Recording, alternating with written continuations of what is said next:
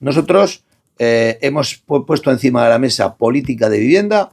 En estos momentos estoy en condiciones de poder decir a los oyentes de esta radio que nosotros en estos momentos tenemos 2.000 viviendas públicas en marcha, que, 2.000 en marcha, 1.000 en construcción, que ya se pueden ver en determinadas zonas, y más de 4.500 las que al final serán las viviendas públicas que conseguiremos en Aragón.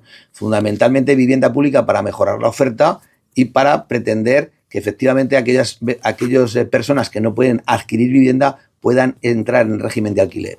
Y esta propuesta última que se le ha ocurrido al señor Sánchez, nosotros la tenemos implementada, que son las concesiones de mañanes en municipios de más de 3.000 habitantes en vivienda asequible, en alquiler, con opción de compra. Hay que dar una solución a cada problema. El Plan de Aragón lo da a los municipios turísticos, a los municipios más pequeñitos con la rehabilitación de vivienda pública, a los municipios más grandes con esas vivienda de alquiler con opción de compra, y en las grandes ciudades ese alquiler a 75 años con ayudas importantes para que la gente pague cantidades por debajo del 40% de la tasa de mercado.